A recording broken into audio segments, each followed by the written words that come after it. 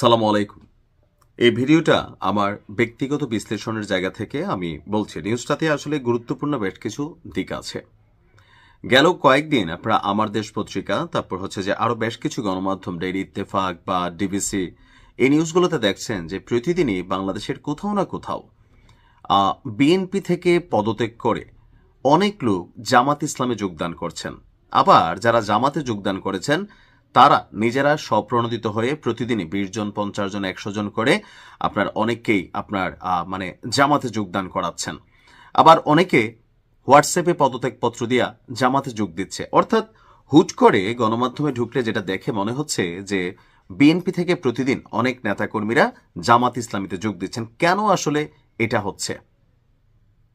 হুট করে কি বিএনপি থেকে জামাতের আইডলিজম তাদের কাছে ভালো লাগছে?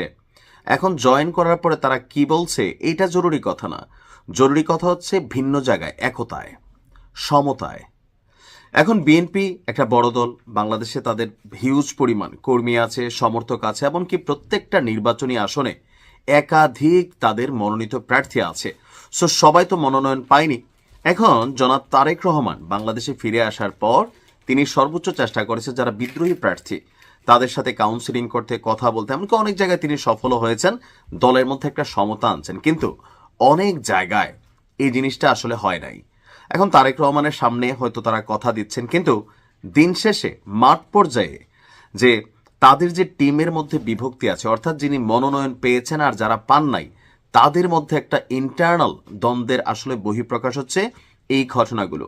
আমি বেশ কয়েকটা নিউজের স্ক্রিনশট দিয়েছি যেখানে প্রতিদিনই আমরা দেখছি যে বেশ কিছু জায়গায় এই ঘটনাগুলো ঘটছে। কেউ বলছেন যে দিনের খেদমত করার জন্য, কেউ বলছেন যে এই সেই, আসলে এগুলো হচ্ছে কথার জন্য কথা, কিন্তু বাস্তবতা হচ্ছে দলীয় আভ্যন্তরীণ কোন্দল। পাশাপাশি অনেক এলাকায় হয়েছে কি যে জোট প্রার্থীদেরকে মূল্যায়ন করতে গিয়া নিজেদের এলাকার যে নেতাকর্মীরা আছে বা দীর্ঘদিন যারা বিএনপির রাজনীতি করেছিল তাদেরকে কিন্তু দলের পক্ষ থেকে আসলে ওইভাবে মূল্যায়ন করার সুযোগ হয়নি। আর উড়ে এসে জুড়ে যারা বসছে তাদের কারণে অনেক এলাকাতে লোকাল টিম আপসেট হয়ে আছে। এখন ধরেন বাংলাদেশের রাজনীতিতে দলের থেকে দেশ বড়, দেশের থেকে কিন্তু ব্যক্তি বড়। অর্থাৎ বাংলাদেশের রাজনীতিতে এখনো ভাইয়ের রাজনীতি করার মানে সংখ্যা লোকই বেশি। যেমন ধরেন একটা এলাকায় বিএনপির 2 জন প্রার্থী আছে, একজন মনোনয়ন পাইছেন। এখন আরেকজন যিনি মনোনয়ন পান নাই, উনি যদি বলেন আমি স্বতন্ত্র থেকে দাঁড়াবো, তাহলে সবাই আপনার স্বতন্ত্রের পক্ষেই কিন্তু চলে যাবে। হইতে পারে সেটা হাঁস, হইতে পারে মুরগি, গরু বা বিভিন্ন যে প্রতীকগুলা। আবার তিনি যদি বলেন আমি ধানের শীষের পক্ষে আছি, তার কর্মীরা সবাই ধানের শীষের পক্ষে যাচ্ছে।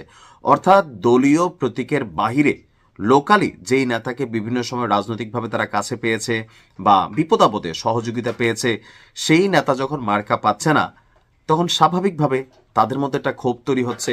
আবার বাংলাদেশের রাজনৈতিক যে কালচার, ধরেন আমি যদি পাশ করে ফেলি, দল আমাকে মনোনয়ন দিয়েছে, তো আওয়ামী লীগের সময় একটা জিনিস শিক্ষণীয় ছিল কোনটা, যে আওয়ামী লীগের কেউ যদি মনোনয়ন পাইতো, ওই এলাকায় বাকি আওয়ামী লীগের যেই ওনার প্রতিদ্বন্দ্বী টিমরা আছে অথবা যারা পোড় খাওয়া দীর্ঘদিন যাবক ত্যাগী নেতাকর্মী ছিল, এদের অনেককেই মামলা হামলা, লোকালি অপমান, হেনস্থা, অনেক কিছুর মাধ্যমে তাদেরকে কিন্তু মাঠ থেকে দূর করে দেওয়া হয়েছে।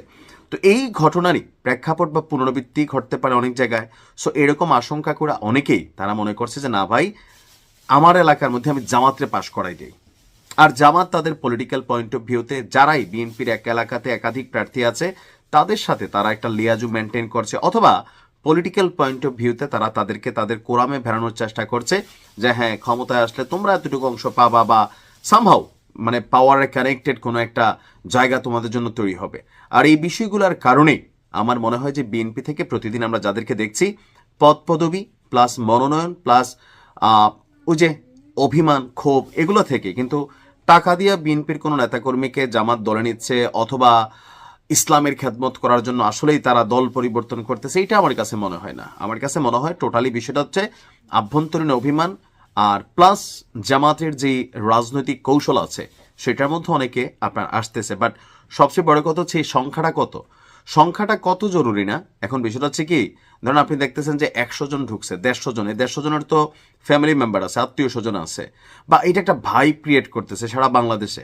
আবার অনেক জায়গায় জামাত থেকেও কিন্তু কিছু লোক বিএনপিতে আসতেছে, ওইখানেও কিন্তু একই অবস্থা যে হয়তো কোনো না কোনো কারণে জামাতের সিদ্ধান্তের প্রতি তাদের মনক্ষুণ্ণতা আছে বা আভ্যন্তরীণ কোন্দল আছে, সেই জায়গাগুলো থেকে বিএনপিতেও জামাতের অনেক লোক আসছে। তবে পরিমাণটা নিউজ প্রিন্টে আমরা যা দেখছি, নিউজ ফিডে, সেখানে বিএনপি থেকে জামাতে আসা লোকেদের সংখ্যা আস্তে আস্তে বাড়ছে।